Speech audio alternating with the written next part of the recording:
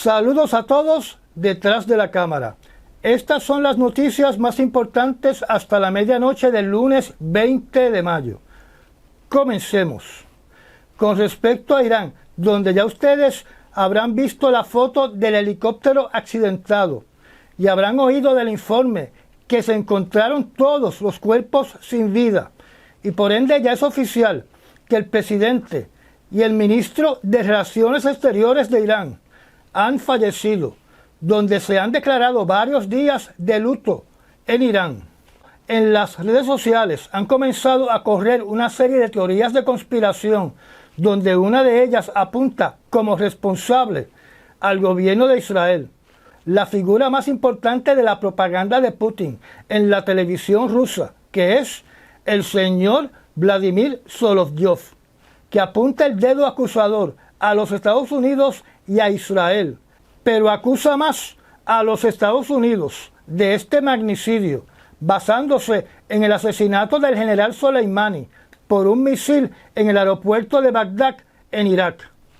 Recordemos que el gobierno de Irán admitió que el helicóptero donde viajaba el presidente de Irán tenía más de 40 años de haber sido fabricado, por ende posiblemente ya había sobrepasado su vida útil, o sea, que era un vejestorio.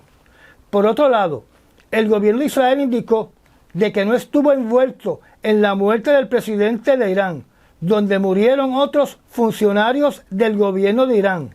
Pero si miramos el título de la noticia, dice que el señor Lieberman dijo que no van a llorar la muerte del presidente de Irán.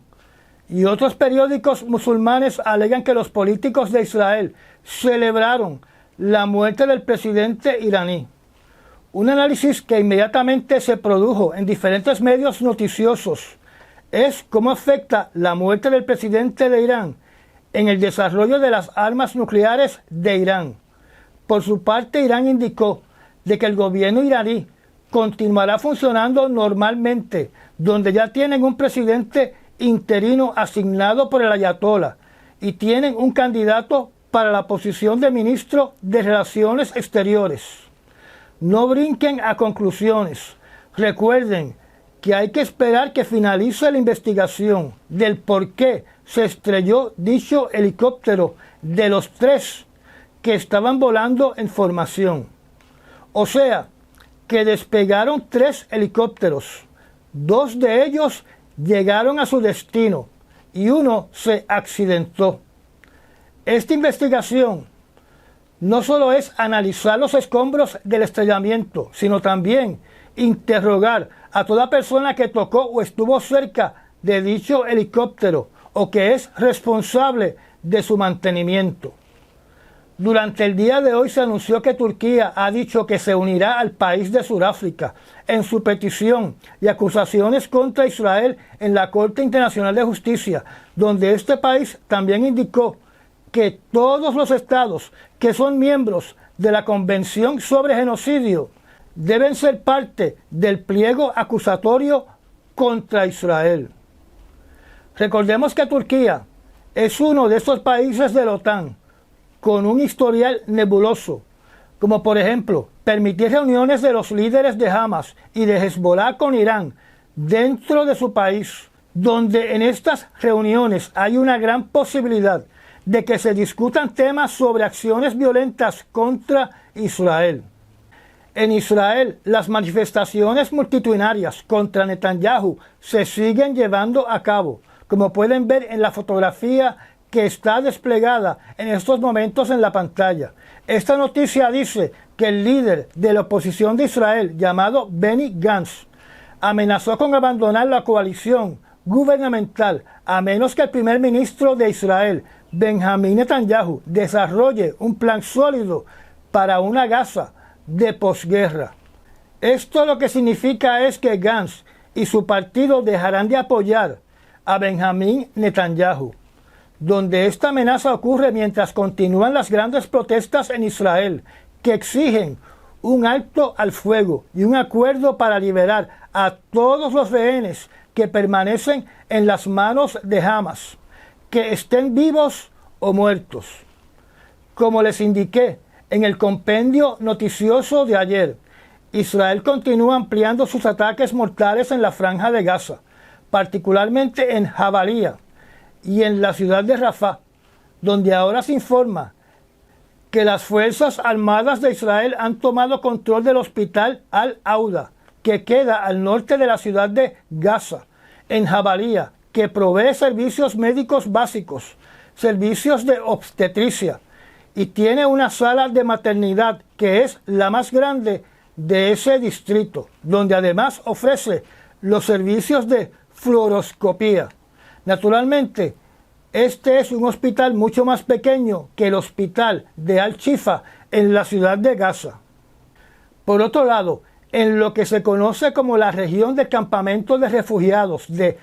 Nuseirat, localizado en el centro de la Franja de Gaza, se reportó un nuevo ataque aéreo por Israel, donde fallecieron 27 palestinos, donde la mayoría de ellos eran mujeres y niños. En Rafah se alega que las Fuerzas Armadas de Israel han sido exitosas en desalojar a casi 1 millón de palestinos en 2 semanas de la zona de Rafah y que controlan el corredor Filadelfia y el 30% de todo el territorio de Rafah, pero que no saben dónde se encuentra el líder de Hamas, llamado Sinwar. Recordemos que hace unos días atrás se decía que Sinwar había buscado refugio en Egipto, así que no está en la Franja de Gaza. Recuerden que les indiqué hace unos resúmenes atrás de que una docena de senadores republicanos firmaron una carta amenazando a la Corte Internacional de Justicia, particularmente a su fiscal, de que si tomaba acción en contra de Israel, que ellos iban a implementar sanciones en contra de todos los funcionarios, los asociados y las familias de los que laboran en la Corte Internacional de Justicia. Anterior a eso, yo les había indicado de que el fiscal le había dicho a los jueces de la Corte que dicha institución no podía ser chantajeada, que dicha institución no puede permitir ser víctimas de amenazas externas. Durante el día de hoy, mayo 20 del año 2024, sale la noticia de que el fiscal de la Corte Internacional de Justicia, de nombre Karim Khan, ha solicitado órdenes de detención contra Benjamín Netanyahu, primer ministro de Israel, y el ministro de la Defensa de Israel, llamado Gallant, y 3 líderes de Hamas de nombre Yahya Sinwar, Ismail Haniyeh y Mohamed Deif. Los cargos contra los líderes de Hamas incluyen exterminio, asesinato, secuestro de rehenes, violaciones y agresión sexual contra los rehenes. Naturalmente, los cargos contra los oficiales de Israel son por crímenes contra la humanidad, considerados como actos de genocidio y exterminio, más cargos por usar hambruna como método de guerra, incluyendo bloquear suministros de ayuda humanitaria y atacar deliberadamente a civiles en este conflicto. El panel de jueces de la Corte Penal Internacional ahora tendrá que decidir si procede con la petición del fiscal de emitir órdenes de detención contra todas estas personas. Sin la mayoría en el Senado, ya veremos si estos senadores republicanos se atreven a someter un proyecto de ley para penalizar a la Corte Internacional de Justicia, que sería una acción en detrimento para las relaciones internacionales de los Estados Unidos. Añadiendo a lo anterior, en los Estados Unidos estamos viendo protestas en contra del presidente Biden y en contra de los demócratas por las acciones del gobierno soberano e independiente de Israel. Y lo voy a repetir, por las acciones del gobierno soberano e independiente de Israel, donde todos los países, aunque en estos momentos la enorme mayoría de ellos no aprueba la conducta de Israel, sí reconocen que Israel, como todo otro país, tiene el derecho de defenderse. Estos individuos están solicitando proponiendo o insinuando que debido a lo que está sucediendo en la Franja de Gaza, no se debe votar por los demócratas, donde curiosamente no hemos visto una protesta en masa contra la carta de los 12 senadores republicanos amenazando a la Corte Internacional Penal en defensa de Israel. Tampoco los vemos despotricando contra personalidades como la persona que vemos en estos momentos en la pantalla, la representante republicana Elisa Stefanik de Nueva York, que es candidata a la posición de vicepresidente de los Estados Unidos por el Partido Republicano. Esta señora viajó a Israel para dirigirse al Parlamento de Israel este domingo en un mensaje exclusivo para despotricar en contra del presidente Joe Biden en su postura de limitar las armas que se le entregan a Israel y en su postura de no aprobar un ataque total en la ciudad de Rafah. Stefanik es el cuarto republicano con mayor rango en la Cámara de Representantes y forma parte de varios políticos republicanos de los Estados Unidos que han viajado a Israel con el simple propósito de criticar la administración del presidente Biden por no ofrecer más ayudas a Israel para su campaña militar en contra de los palestinos. En su mensaje, esta señora prácticamente catalogó a Casablanca de participar en acciones de antisemitismo y le prometió a Israel luchar contra el antisemitismo en todo el planeta, utilizando la palabra o la frase aplastar el antisemitismo dentro de los Estados Unidos y de proporcionarle a Israel todo lo que necesita cuando lo necesite sin condiciones. O sea que prácticamente esta señora, representando a los Estados Unidos republicanos, fue a arrodillarse frente al Parlamento de Israel, o dicho de otra manera, a entregarle los Estados Unidos en bandeja de plata al Parlamento de Israel, porque eso es lo que implica la frase, y cito, proporcionarle a Israel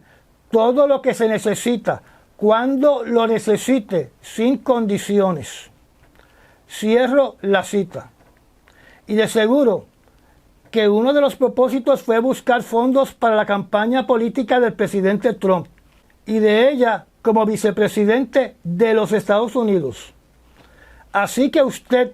contribuyente de los Estados Unidos, según esta señora, su bolsillo le pertenece a Israel. Regresando a estas personas que están protestando, que insinúan que uno no debe votar por los demócratas debido a la situación en la Franja de Gaza, pues entonces voten por los republicanos, que por lo que han dicho, están en la mejor disposición de utilizar todos los recursos incondicionalmente para el beneficio de Israel, donde, pensando como los locos, supongo que los republicanos le harían el favor a Israel de pulverizar a Gaza en un estallido nuclear, o en vez de enviarles bombas de 2.000 libras, permitan que utilicen la bomba más poderosa convencional en el arsenal de los Estados Unidos, que es la madre de las bombas, que pesa casi 22.000 libras. Y además, recuerden que el yerno de Trump quiere urbanizar para los israelíes las costas al Mediterráneo de la Franja de Gaza. Naturalmente, esta es mi opinión y usted no tiene que pensar como los locos. Esta señora no es la única persona cercana al círculo inmediato del expresidente Donald Trump. También estuvieron recientemente, durante esta semana, el asesor de Seguridad Nacional durante la presidencia del señor Donald Trump, llamado Robert O'Brien, el previo embajador a Suiza, llamado Ed McMullen, y el previo embajador a los Emiratos Árabes, el señor John Rakolta, que tuvieron reuniones privadas con Benjamín Netanyahu y el señor Lapid y otros oficiales del gobierno de Israel. Como estas personas no representan al gobierno de los Estados Unidos, solo puedo especular que están buscando respaldo de Israel para que Trump gane las elecciones del año 2024. O sea, dinero para la campaña política a cambio de favores cuando Trump sea presidente, que es lo mismo que hizo el presidente Trump con los magnates industriales de los Estados Unidos, que le solicitó $1 billón, o sea, $1.000 millones, a cambio de favores para cuando él sea presidente de nuevo. Como pueden ver en la pantalla, el primer ministro Netanyahu está molesto por la comparación que se hace en la petición para que se emitan órdenes de detención contra Hamas y los funcionarios de Israel, donde alegó que la acusación lo tomó por sorpresa porque alega que estaba trabajando con la Corte Internacional Penal para que el fiscal de la Corte visitara Israel. Netanyahu clasificó esta petición como absurda y falsa, emitida por un fiscal de la Corte Internacional Penal, que está dirigida realmente a todo el Estado de Israel y no hacia su persona o hacia el ministro de la Defensa de Israel. Dijo que esta orden de detención está dirigida a todos los soldados de las Fuerzas Armadas de Israel que están peleando con heroísmo contra los villanos y asesinos de Hamas. Aparentemente Netanyahu, en su ira, cataloga como un insulto comparar a los monstruos de Hamas con los soldados de Israel, que según él son los soldados de más moral del mundo. Netanyahu clasificó con disgusto esta orden de detención como un nuevo tipo de antisemitismo que comenzó en universidades moviéndose o infectando la Corte Internacional de Justicia. Además indicó que la Corte Internacional no va a detener a Israel en su faena de destruir a Hamas y de tener una victoria total. Yo aquí, hablando como los locos, podría decir que las palabras de Netanyahu me recuerdan a cuando los nazis decían que ellos eran la raza suprema. Y por lo que se lee entre líneas o claramente de las palabras de Netanyahu, es que ahora la raza suprema son los israelíes. En su planteamiento, Netanyahu establece que todo israelí forma parte de su operación militar, donde han muerto decenas de miles de palestinos no combatientes, con un enorme % de niños. O sea que dice, yo no fui, fuimos todos nosotros. El Parlamento de Israel, en un documento preparado por todos los partidos, condenaron la petición de las órdenes de detención contra los oficiales del gobierno de Israel, donde incluyeron el siguiente párrafo, y cito, el Estado de Israel está en medio de una guerra justa contra una organización terrorista criminal. Son el ejército más moral del mundo. Nuestros heroicos soldados están luchando con un coraje y una dedicación que no tiene igual, según el derecho internacional, como ningún otro ejército lo ha hecho jamás. Cierro la cita. Recordemos que en la Franja de Gaza están muriendo más civiles que en cualquier otro conflicto en todo el planeta. Al mismo tiempo, el asesor de seguridad nacional de Casablanca, de nombre Jake Sullivan, se reunió este domingo con el primer ministro de Israel, Benjamín Netanyahu, con el propósito de tratar de convencer a este señor que tenga una campaña militar más enfocada contra Hamas, que no es otra cosa que operaciones militares dirigidas directamente a este grupo armado, donde no se le quite la vida a palestinos civiles inocentes. Dicho de otra manera, el señor Sullivan está intentando que Israel persiga a los militantes de Hamas de una manera selectiva y no con un gran golpe o un gran ataque indiscriminado contra la ciudad de Rafah. Recordemos que en muchas ocasiones el primer ministro Benjamín Netanyahu ha dicho, en vocabulario de Puerto Rico, que le importa un pepino angolo lo que piensa en otros países y que no se va a dejar influenciar por ellos. Antes de abandonar este tema, se informó que grupos proxy de Irán en el sur de Irak lanzaron un ataque contra la ciudad de Eilat, en las costas del Mar Rojo, al sur de Israel, donde dicho ataque fue anulado por las defensas de Israel. En el noreste de Ucrania, al menos 11 personas murieron el domingo en la región ucraniana de Kharkiv, mientras Rusia intensifica su ofensiva contra dicha provincia. Esto se produce cuando funcionarios de Ucrania le han solicitado a los Estados Unidos y a otras naciones de la OTAN que envíen sus tropas a Ucrania para ayudar a entrenar a nuevos reclutas. El jefe del Estado Mayor Conjunto de los Estados Unidos, el general Charles Brown, dejó ver entre líneas que se está discutiendo dicho plan. Naturalmente, como les he indicado en varias ocasiones, esto acerca más a Rusia y a la OTAN a un enfrentamiento directo. La utilización de armamento de los Estados Unidos en Ucrania ha revelado lo que se clasifica como fallas serias en algunos de los armamentos más sofisticados de los Estados Unidos, donde esto es más positivo que negativo.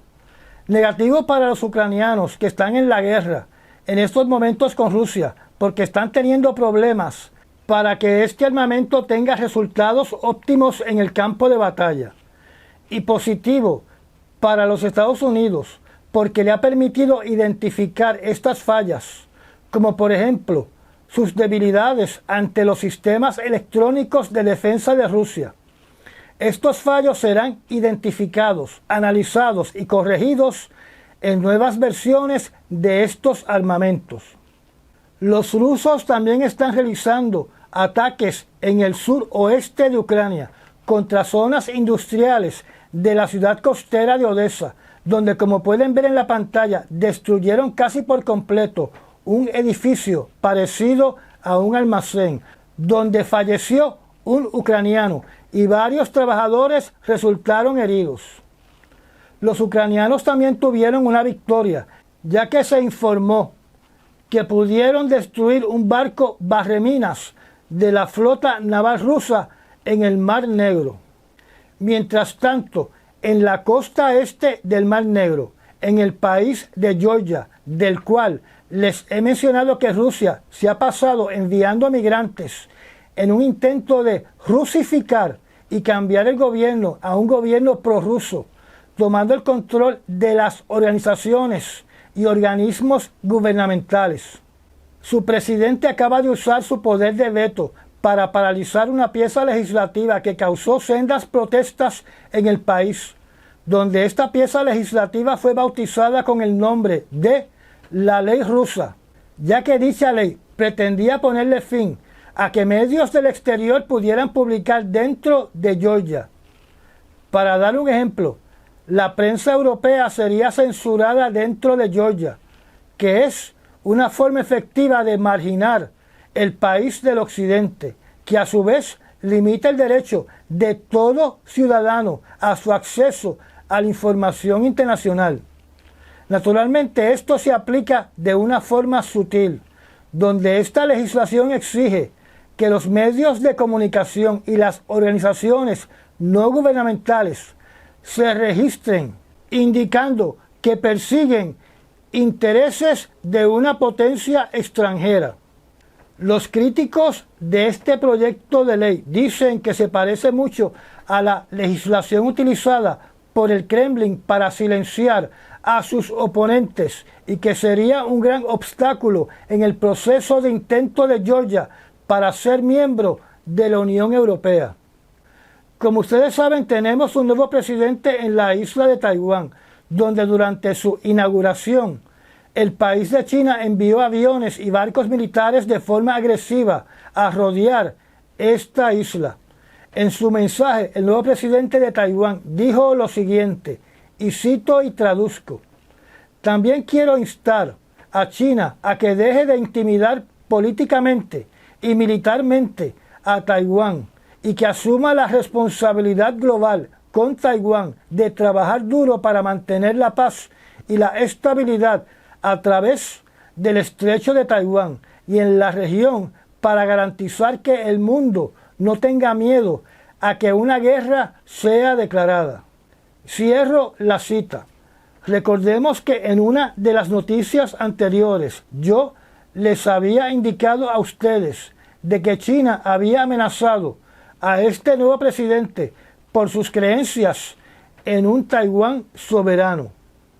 No nos podemos olvidar de la crisis en el mar meridional, donde China quiere tomar posesión de todo ese espacio de mar, robándole las aguas territoriales a los países que rodean dichas aguas marítimas. A este respecto, para mantener y sostener que dichas aguas son aguas internacionales, el gobierno de India y otros gobiernos europeos están despachando barcos de guerra durante este mes de mayo hacia el mar meridional para recordarle a China de la importancia de respetar las leyes y aguas internacionales. Así que para estos propósitos, India ha enviado un destructor de misiles conocido como el INS Delhi, el navío de combustible INS Shakti y el navío caza submarinos INS Kirtan, que llegaron a Singapur durante las primeras semanas de este mes de mayo. Estos navíos van a estar navegando entre los puertos de países amigos de India que tienen costas con el mar meridional, donde a su vez van a participar en ejercicios navales. La agresividad por parte de China contra países que tienen costa con el mar meridional continúa en aumento, donde lo último que se informa es que China ha enviado entre 40 a 50 navíos que alegadamente van a participar en la construcción de otra isla artificial, donde dicha isla artificial será sede de una nueva base militar que va a estar muy cercana al archipiélago de las Filipinas, en lo que se conoce como el Bajo de Sabina, que es parte de las islas Spratly.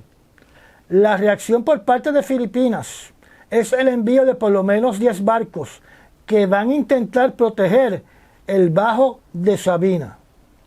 Como se ha vuelto común en los países de África, se reportó otro intento de golpe de Estado. Las autoridades de la República Democrática del Congo anunciaron